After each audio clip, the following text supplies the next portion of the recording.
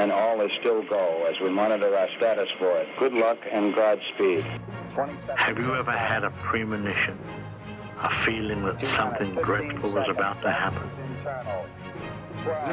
No, Mother, I have not been drinking. Do you happen to have a pair of birds that are just friendly?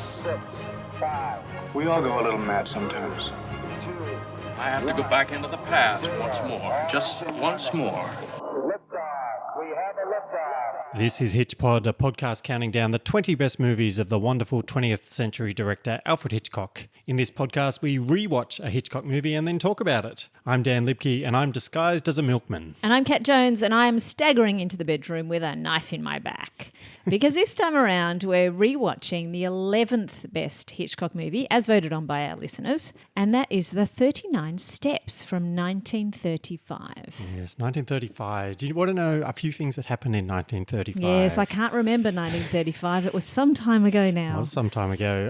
Well, Monopoly was released by Parker Brothers. Wow. Did you know that just a few years ago, about 5 years ago, maybe a little bit longer, Hasbro removed the thimble, boot and wheelbarrow from its selection of player pieces? That's a shame. What It did they is. replace They're them with? A classics. mobile phone?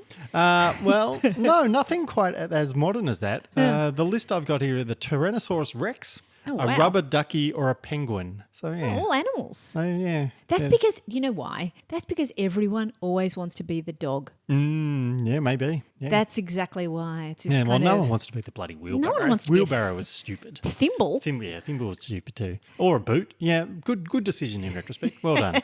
So, yeah, Monopoly came out in 1935. What else happened? I have here that Wallace Carruthers from the DuPont Company created the synthetic fabric known as nylon. Nylon. Just in time for stockings, right? Yeah. We may get to that.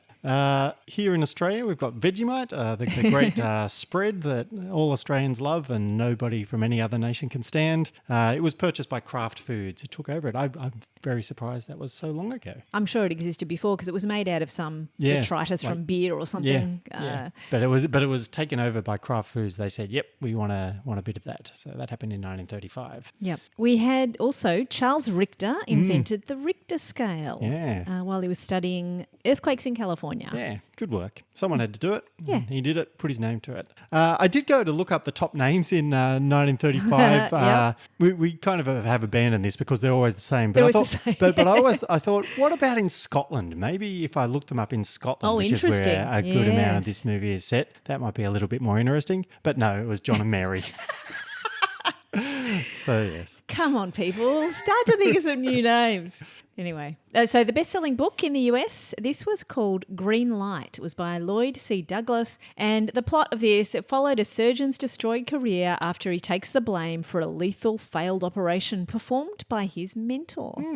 This one would translate pretty well to modern times, I Sounds think. pretty dramatic. It almost sounds a little bit like some of the characters from Lost. I think Jack in Lost and his dad, they were always squabbling about who was doing bad things. Yeah. Maybe it was the inspiration for Maybe. that plot line in Lost. Yes. And of course, we did introduce last month a new information source for the historical years, and this is from The Onion's Guide to Our Dumb Century. And, Yes, fake news from The Onion about Yes. what they would have talked about if they had been around in 1935. Yeah, so this is from the front page dated September 9th, 1935, and one of the headlines on that front page was, "Another impossibly huge dam built." And the article begins, "Defying all logic, the US Army Corps of Engineers today proudly completed construction on another impossibly huge dam, the latest in a string of impossibly huge dams built by the Corps in the last few years. It is called Majestic Huge Ass Dam, and it is the most impossibly huge, expensive dam ever built." Fantastic. Yes. So as well as dams and onions, we also had in 1935 the release of the 39 Steps. Yes, and you're going to recap this for us, right? Yes, let's put it in context too. We are a few years pre-Second World War and still lots of politics and manoeuvring in Europe. So that was the context also for this movie. Now, Richard Hannay, he's played by Robert Donat. He's a Canadian visitor to London and he attends a performance by Mr. Memory, a music hall kind of thing, which ends, as these things often do, in gunplay, of course. Yep. Anyway, Hannay helps a frightened woman whose name is Annabella, who's played by Lucy Mannerheim, and he takes her back to his apartment, but Annabella isn't frightened. She's actually a spy, and she wanted shelter for that reason. And when she's mysteriously murdered while staying in his apartment, Hannah becomes entangled in a web of espionage. Yeah, they're the worst kind of web to be entangled in. Of course, he is falsely accused of the murder, as we expect. He has some help from a passing milkman, and then he goes on the run. And this is classic man on the run. He's trying to uncover the truth and clear his name while he's being pursued by both sides, the police and also a group of spies. And he catches a train up to Scotland. He flees up there, and that's where the map from Annabella suggested that he go. So on the train while he's fleeing from the police, he pulls out the old "if I kiss a pretty girl, no one will bother me" trick, and it kind of works for a minute. And then the pretty girl Pamela, Madeline Carroll, subverts this beautifully. Yes. She isn't having any of it. She tells the cops immediately what's up, and Hannah's forced to flee into the countryside. Beautiful moment. Yep. Anyway, he spends the night on the moors with a crusty farmer and his less crusty wife. They help him, or she helps him, escape the next day after the police come calling. Anyway, eventually he finds the key house on the map that Annabella had, and he meets Professor Jordan, who's played by Godfrey Turl. And Professor Jordan hides him from the police once again. But he turns out to be the nefarious ringleader of the spies who are trying to smuggle a MacGuffin out of the country. Yes. Anyway, Professor Jordan shoots Hannah. I know, it's very dramatic at that moment. But it doesn't kill him because Hannah is protected by a hymn book in the farmer's coat. He escapes and goes to the sheriff, but the sheriff is Professor Jordan's best friend. Anyway, Hannah goes on the run again. Goodness, he escapes so many times. He escapes a lot of times. Yeah. He gives an impromptu political speech to avoid capture, and this is where he bumps into Pamela again. The two of them are handcuffed away, taken away by the police. However, it's not the police. No. It's actually the spies pretending to be the police. So when they're held up by a flock of sheep, a pretty typical thing to happen in Scotland, then Hannah's on the run again. This time he's got Pamela handcuffed to him. Yep. They spend the night in an inn, and Pamela is convinced Hannah's story is true. Finally, Yes. She's been sceptical up to this point. So they try and stop the spies, who she overheard were picking up something from the London Palladium. Now, you'll never guess who's at the London Palladium. We've come full circle. It's our old friend, Mr. Memory, who has memorised the MacGuffin. Yes. Hannah tricks Mr. Memory, who is deep on the spectrum, into revealing the MacGuffin. But he's then shot by Professor Jordan before he can say too much. And that leads to Professor Jordan's capture. So, end of the movie. Yeah. I can't remember if they're still handcuffed together, but we get the impression that Pamela and Hannah will end up together. Yes, it's a fine ending to the movie. They're holding hands as we kind of cut away. Yeah. Everything resolved. And if you do want a more in-depth recap and discussion of the movie, we do have our season 1 discussion of the 39 steps. It's out from behind the paywall and in the main feed. So yeah, you can go listen to that as well. It's delicious, but I find the ingredients are somewhat mystifying. What do we put in our potatoes to make Frenzy potato chips so tasty? We'll never tell. Frenzy potato chips. Share them with that someone special you just met. All right, so before we go any further, it's time for my 3 jokes and a limerick. So I've written 3 jokes and a limerick on this movie, and Kat will give me either the thumbs up or the thumbs down, depending on whether they merit a thumbs up or a thumbs down. So here's the first one. Brace yourself for this one. All right. So rather than getting out of the car when confronted by the sheep in the road, the bad guys should probably have just avoided them with a U-turn. No, that gets a thumbs up. Oh, really? Yeah. Oh, I thought that was a thumbs down for sure. Okay, good. I'll take that one. All right. After Hannah escaped from the train, we cut to a newspaper headline that reads, "Exciting incident on Forth Bridge," which is good storytelling from Hitch. Keeps us up to date on what's happened. It's certainly much better than the clunky headline after the first murder that read, "Inciting incident at Hannah's apartment." Oh, yeah, you know what? That's getting a thumbs down, I think. Yeah, fair enough. Yeah. The final joke. In the very opening scene of the movie, it was quite impressive to see Mr. Memory pack out an entire room. Of course, that was the 1930s. These days, you could fit him on a microchip. Yeah, that's good. Yeah. That is good.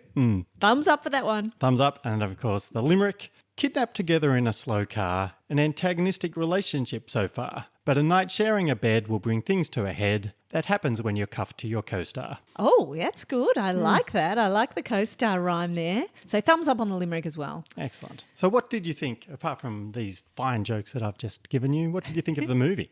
It was just as much fun the second time around. I think you do notice a few extra things on a rewatch. There's a lot packed in, as you can tell from our recap. Yeah. Heaps of things going on here. Hanade really just makes the most of everything, doesn't he? Fairly cheerfully, gets himself out of every kind of hitch. There's not too many times where he's despondent or... Yeah, no, he's very, very cheery very about it. upbeat. He's like, oh, well, this is a new predicament. I'll have to work my way out of this one. And off he goes. He climbs off a bridge out of a train and does whatever he needs to do, runs around, knocks on a door of a farmer and says, can I just stay here the night? Sure, why not? So, I think they explain it in the book by saying that he was, an effective soldier in the war doing fantastic feats. Yeah. So, and that was often the way you yada-yada'd over someone's history and why they're so adventurous in those days. He was very cool-headed. I guess the thing that I noticed on the second time through, I thought I would do better at this, but I still don't really follow what the MacGuffin is.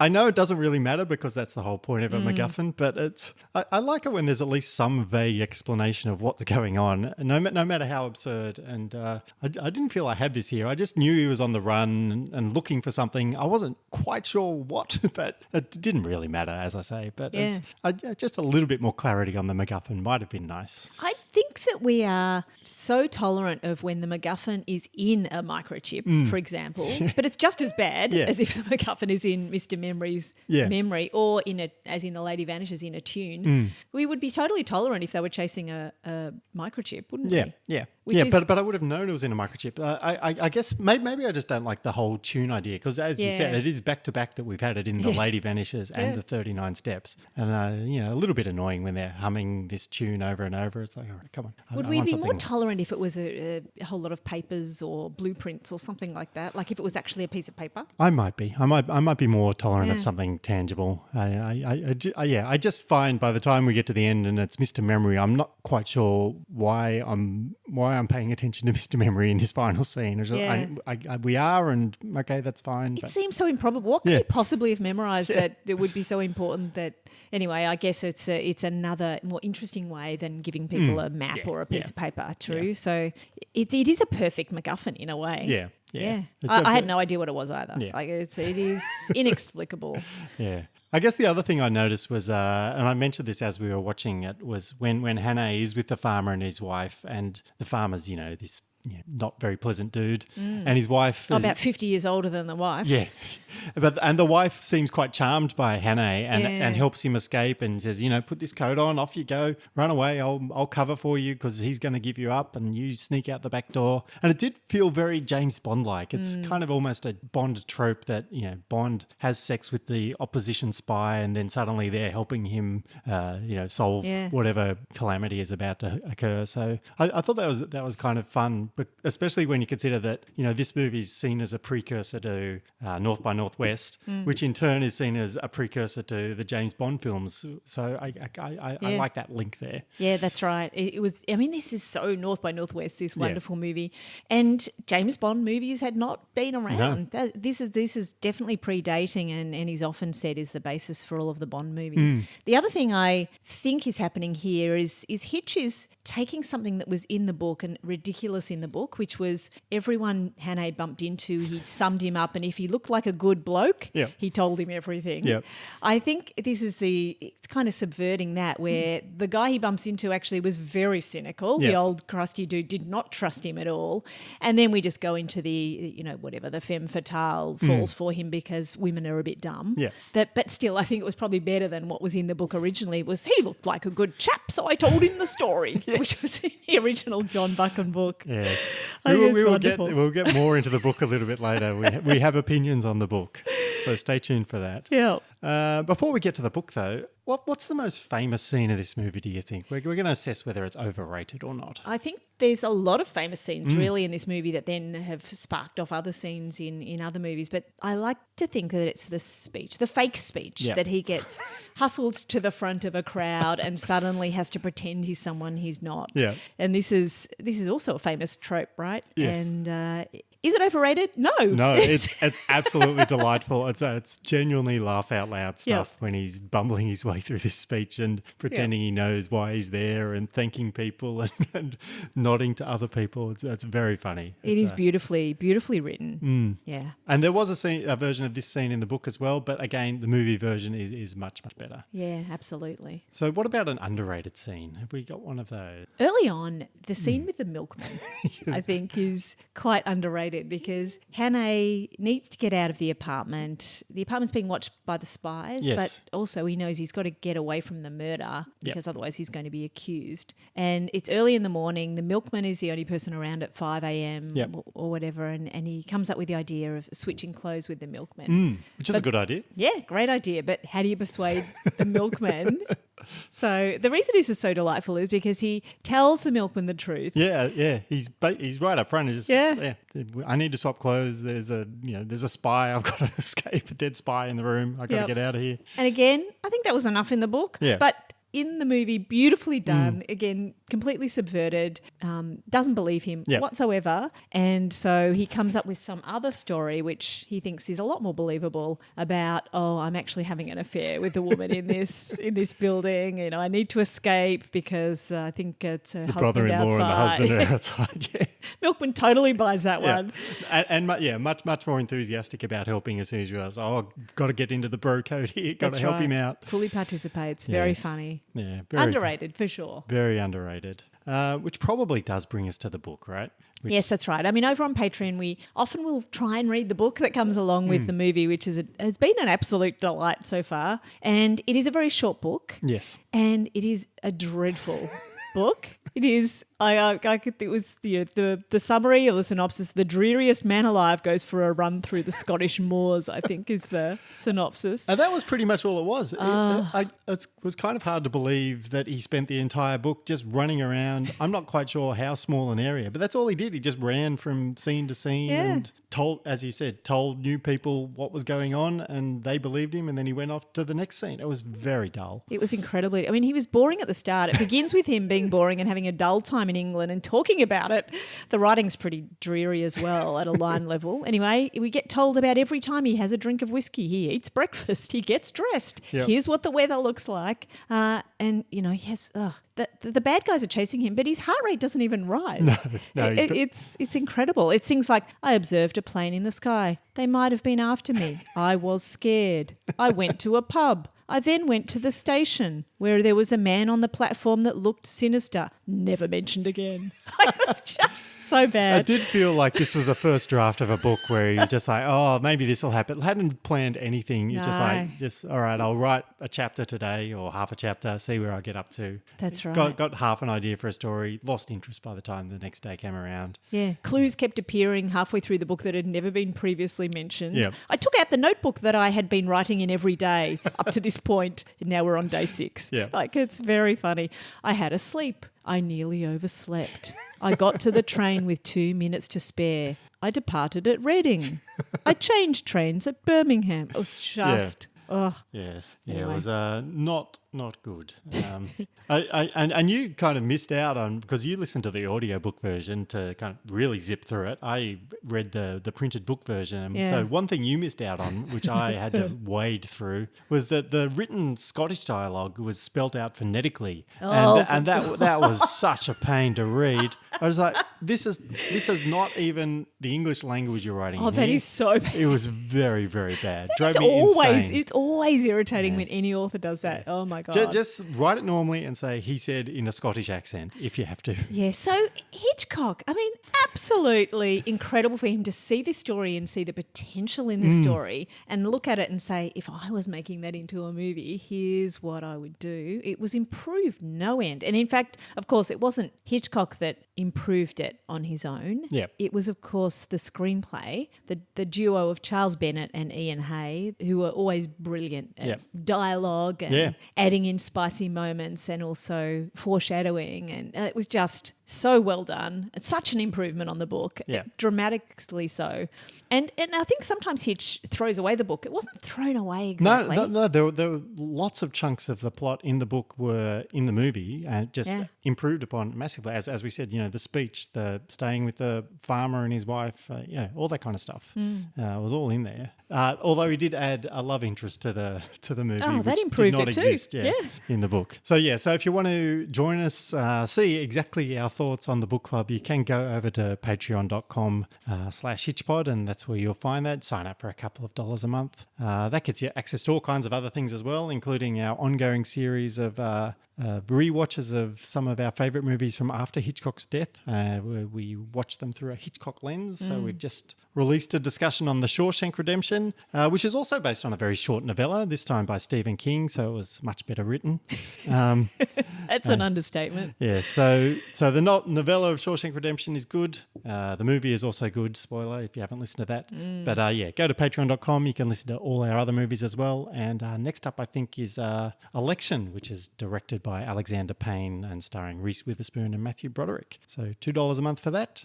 But let's get to our listeners' rewatch thoughts. So as always, I go through the stats of the movie because we voted on this quite a while back now, probably a couple of years back there. All our listeners voted on this. So what do you think the highest ranking for this one might have been?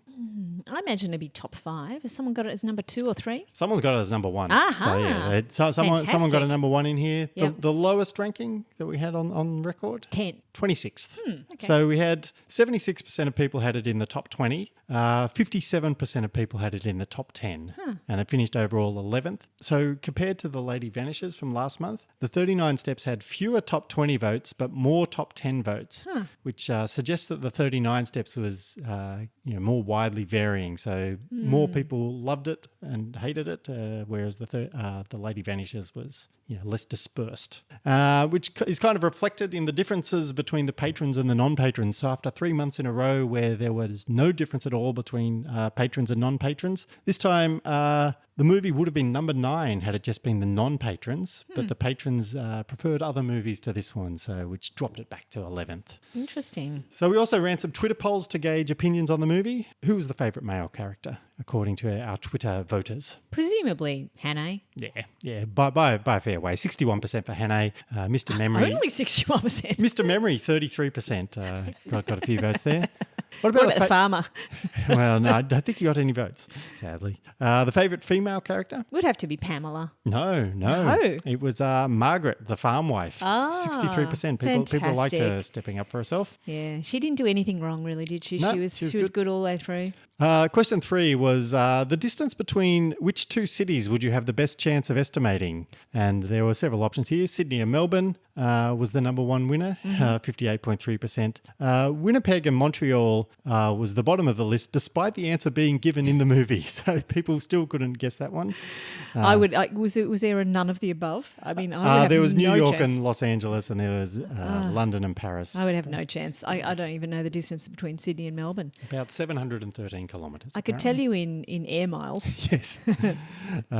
And the last question we had on the list was, in which situation would you least like to be handcuffed to a suspected murderer? And number 1 answer there was trying to sleep, 71%, which was well ahead of checking into a hotel or climbing under a fence. Yes, difficult to roll over. Very hard. Handcuffed. And we did have a couple of people respond to our request for favourite scenes. We had Jonathan Farron suggested the scenes at the inn was his favourite, and we should probably stay tuned if he's listening to this because we're about to do a deep dive on that scene. But we also had Ian Andrews who said, I went to Edinburgh in 1980 and an elderly lady near the castle told me she was the sergeant's wife.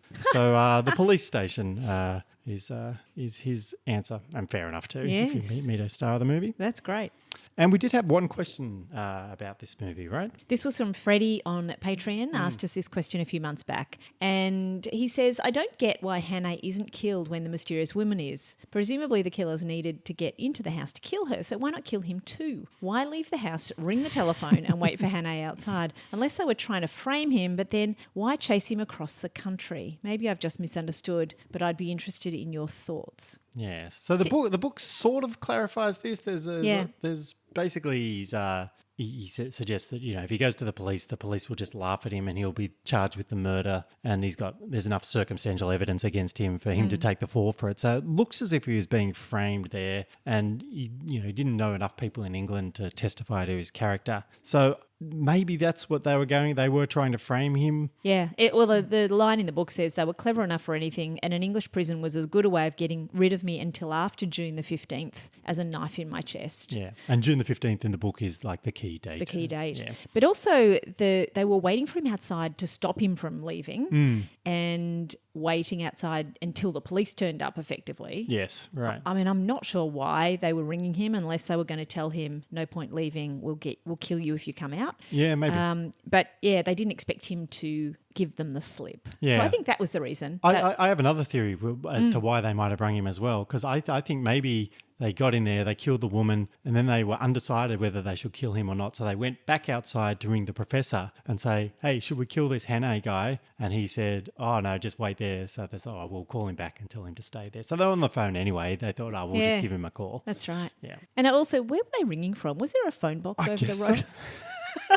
Anyway, they probably just had their mobile phones on them. Maybe they just had their mobile phones. Yeah. And there was some undiscovered time travel in this. Yes. Yes. All right. So where are we going to re-rank this one? You originally had this as your fourth favourite movie, right? And because we haven't watched everything yet, at the moment, I'm putting this one behind The Lady Vanishes on my list. So above To Catch a Thief and behind The Lady Vanishes. Yeah. So we've had now 10, we're halfway through our top 20 countdown. So why don't you give your full re-ranking of the 10 movies we've watched so far? Excellent. All right. I have The Lady Vanishes, then The 39 Steps, To Catch a Thief, Young and Innocent, Rebecca, Lifeboat, The Lodger, Spellbound, The Wrong Man, and Frenzy. And I've also jumped this in. I do still enjoy it. I don't follow the MacGuffin, but that's fine. Doesn't really bother me. I'd still probably rank it 14th overall, which means in the top 10 we've got so far, it is probably predictably at number 4. So presumably if the top 10 all slot into the top 10 spots, no guarantee of that.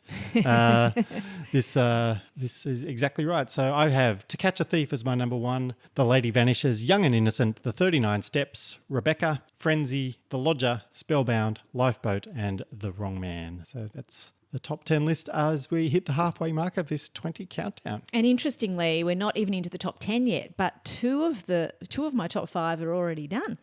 Yeah. So I have a slightly different top 5 to the listeners, which is also good. It's good to have that variety. Now, I think we're going to do a deep dive into one of our favourite scenes here. Now, dearie, off with that wet skirt of yours, and I'll have it dried in the kitchen. Oh, don't bother. It'll dry in front of the fire just as well, thanks, Sam. No doubt the gentleman will take care of you. Good night, sir. Good night. Good night. Good night. Is he married to her, do you think? I dinna ken and I dinna care. They're so terrible in love with each other. I tell you, I can't stand it any longer. I'm going to tell them the whole story. You want to hang me for a murder I never committed? As long as they hang you, I don't care whether you committed it or not. Let me go. Do you think I'm going to spend the whole night with you in this room? Of course you are. What else can you do? Come on. Can I come in, sir? Come in. Oh, we were just getting warm before the fire. I can see that. I thought maybe you'd like this in your bed, sir. Oh, thank you very much. You'd like a hot water bottle, wouldn't you, my sweet? Yes, darling. My favourite line in that little clip is, as long as they hang you, I don't care if you committed it or not. Yeah, that's so brilliant. great. That's very good. These two are really great together. I think their chemistry is fantastic. And again, all credit to the screenwriters. And I think it was, I think it was Ian Hay who's mostly credited with the dialogue here. It's just brilliant. The dialogue between them is so wonderful. Yeah. And this scene is great. I mean, I like them as a pair, as you mentioned, from that very first scene where the trope is subverted and he gives her a big kiss and she says, no, I'm not putting up with that. Yeah. This is the guy you're looking for, which is absolutely fantastic. Yep. And it is such a brilliant setup for when they meet later, because you don't necessarily think that they're going to meet again because she wasn't very useful. So therefore, normally those kinds of characters are very tertiary in a plot and they get discarded. She could have just been the equivalent of the farmer's wife or whatever, right. just another random person he met on the run. In fact, if you had to guess, you would have thought maybe the farmer's wife will come back because she had a much bigger part at that stage. Really great. Yes. So as kind of a setup to before that clip we just heard, they've just escaped from from the car. They're handcuffed together. And he has pointed out to her that she's defenseless and you're alone on a desolate moor in the dark, manacled to a murderer who'd stop at nothing to get you off his hands. If that's the situation prefer, have it, my lovely, and welcome. Such great dialogue here. Yes. He makes her sign, because of course they're handcuffed together. His right hand is occupied. And so then he says to her when they're signing the registry, you shall sign, darling. The sooner you get used to writing your new name, the better. So great. Yes. And he says, off we go, Mr. and Mrs. Henry Hopkinson, the Hollyhocks Hammersmith, which is just lovely alliteration, if nothing else. Just sounds fun. Yeah. Just sounds fun, yeah. That's very good. And then we move, of course, into pretty much the scene we heard, which is them, checking into the room, and the innkeeper comes out and says, "Oh, they're so deeply in love." And then we know she dislikes him intensely. Yeah, and the only reason they think they're in love is because they stay so close together. The only reason they stay so close together are the handcuffs. Yeah, and of course, this is all on the back of something that people may not realise when they're watching the movie was that people who were in love who had no permission from their parents. Which I'm not sure what age you needed at that stage, they could run away to Scotland and get married legally. Yes. And so people used to do that all the time. So it was part of that kind of trope of the running away to get married. It's beautiful. So and in this scene, we're kind of still working the comedy because she says, "Oh, they're so desperately in love," and we cut instantly with a cutaway gag to Pamela trying to leave the room, not able to stand being in there a moment longer. As you said, saying, "I don't even care if you're guilty. I just want you hanged." Yeah, so great. Yes. Then there's a little bit of, as well as all this wonderful witty dialogue, there's this beautiful moment of visual comedy where she's trying to take off her wet stockings and then Hannah's hands with the handcuffs on get dragged down her leg. Yeah. So that's so great. Yes, a little bit flirtatious and suggestive. But she doesn't seem too concerned because she's casually eating a sandwich as this is all going on, which kind of takes any possibility that he's being a sleazebag a little bit. It says, no, she doesn't really care. She's kind of enjoying this as well, despite her, protests. That's right. If she was really worried, she probably wouldn't be eating. It is really wonderful. And then they chat about the possibility that they can't even separate. They have to share the bed, which is so good because normally one of them's on the couch. So, wonderful. And then, of course, the scene wraps up with him talking so much. He's telling his story about what's happened and she falls asleep, which is just a lovely kind of button on the entire scene. And also a bit of a joke on the book because Hannah tells his story so many times in such a dreary fashion to so many people. It's like, we know this story. Please don't make us the reader hear it again.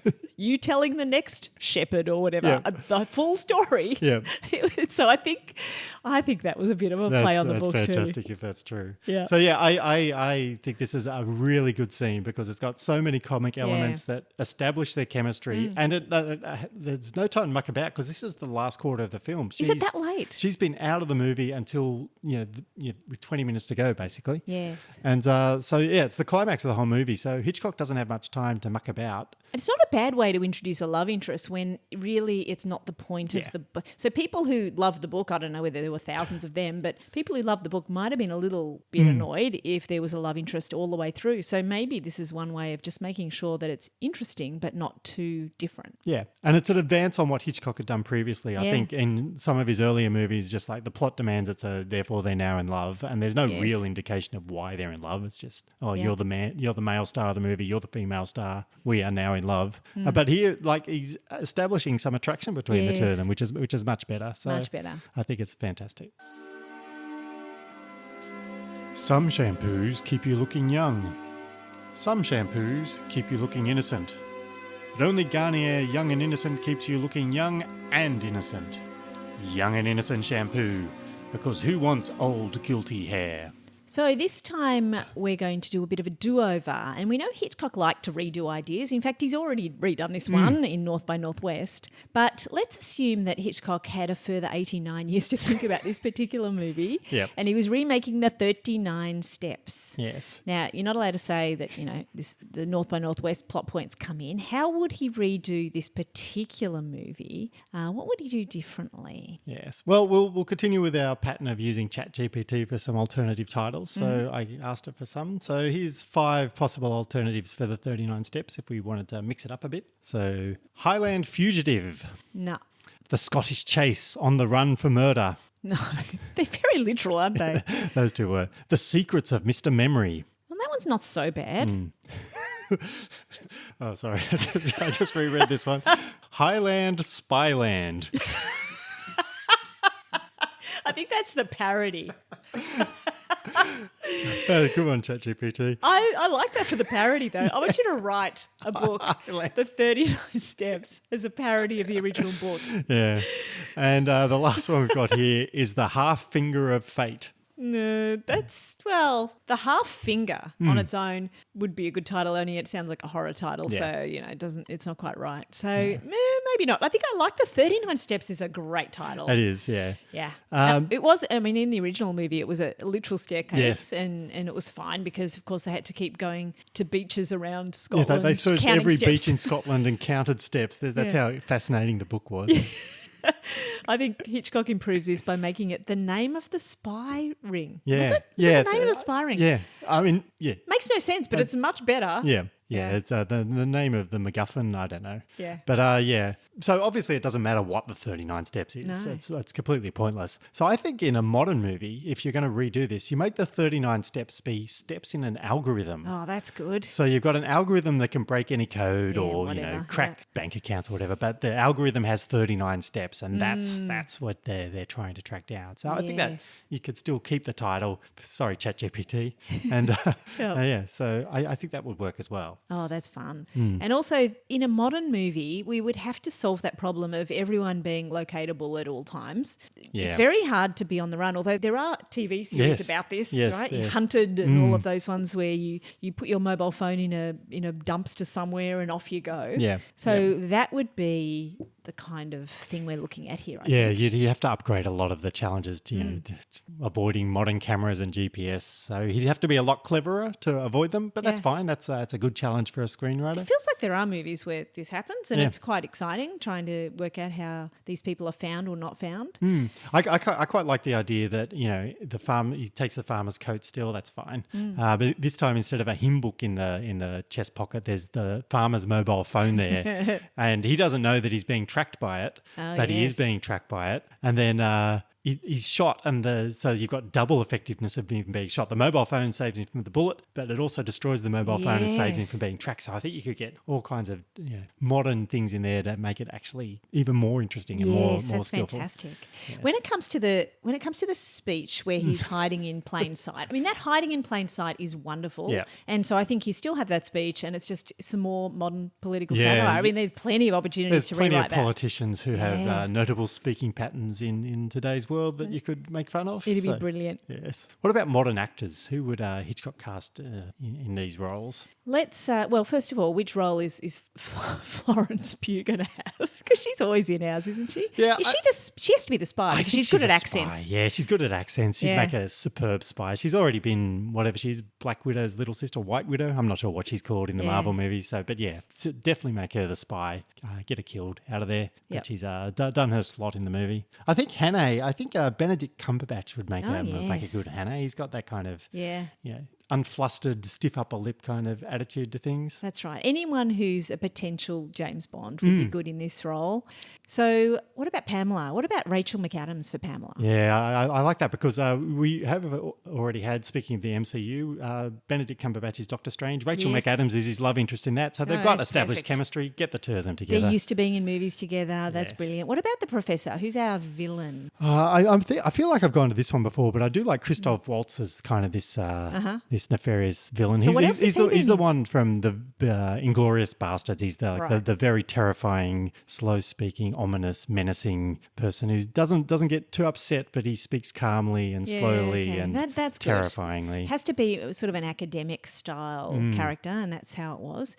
And then Mr. Memory. Now, is this an opportunity for us to just put whoever's big box office but not an actor, because they don't have to do much acting here. No. So you could put in just anyone's favourite YouTuber or anything. Yeah, I was thinking, I completely agree. I think do some stunt casting here. I thought probably the most appropriate one would be Ken Jennings, who is the highest winning Jeopardy player. Put him in as Mr. Memory because he's basically already that man anyway. Yes. So get him in there and I think that makes it work. Yep. Okay, so we've cast this movie now, and we do need to reincarnate Ian Hay and Charles Bennett to do the screenwriting. Yeah, because there's no good screenwriters writing witty dialogue anymore. Presumably not. Come on, people, pull your finger out. We need some good. Like, what's our latest fantastic dialogue? I mean, Barbie was okay, but only okay. Yeah. Anyway, no one as good as them. But what about a sequel? So now we're finished with this. Yep. We're adding a sequel. We've done it. It's a box office smash. Yep. They say, Hitch, make a sequel. What are you going to focus on? Are we going with a couple? The farmer and his wife? Are we going with a Yeah, sequel? well, I don't think we need the farmer. The farmer's very boring. Yes. I say the wife should just ditch the farmer, and then we've got a rom-com or something. She moves to the Big Smoke. She moves to Glasgow or something. Yeah. And she's pursued by two new men because her husband's no good for her. No. Get rid of him.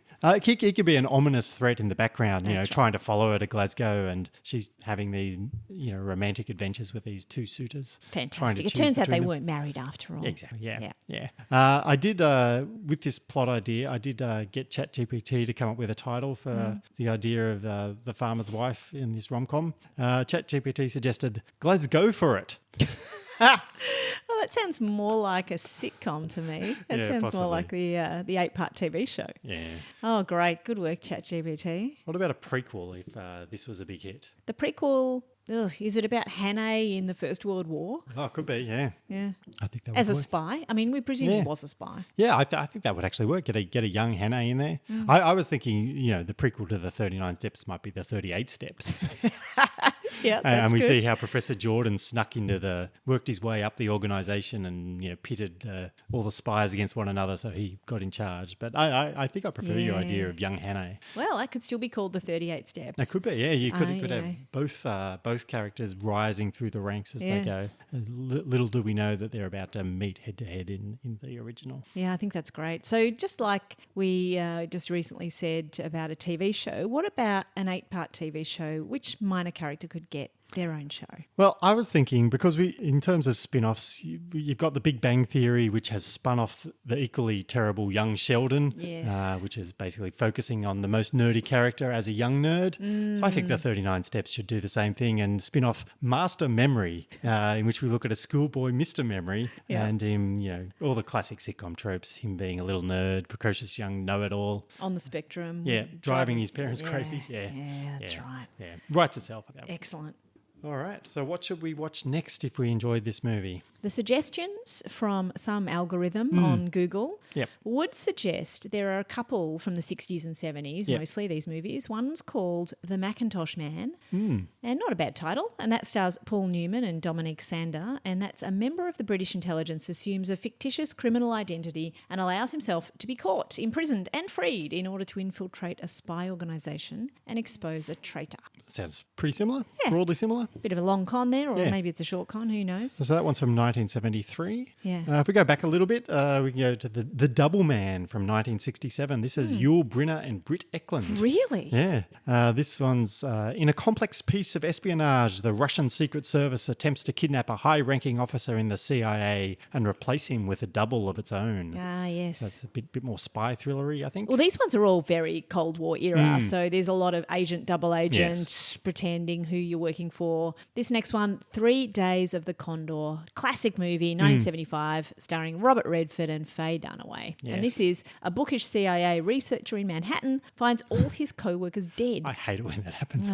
And must outwit those responsible until he finds out who he can really trust. It's a pretty high concept, actually. Yeah, that's good. It's good. And of course, if you didn't like the 39 Steps, don't watch any of those movies. Well, just watch our next one, Yes. Which is, well, we've had a couple of Cary Grant screwball comedies because for various reasons, our Oscar-winning movies of the year weren't eligible. Yeah. But it is now time to get back to a face-off between the Hitchcock movie and the Oscar-winning movie of the same year. And the movie which won up against this one was Mutiny on the Bounty. Oh, So really? brace yourself, because that's what we'll be covering next month, a face-off between the 39 Steps and 1935's Mutiny on the Bounty, directed by Frank Lloyd and starring Charles Lawton and Clark Gable. Right. So what I want to know is, at what point did the Academy Awards actually start to give awards to good movies? I'm not sure.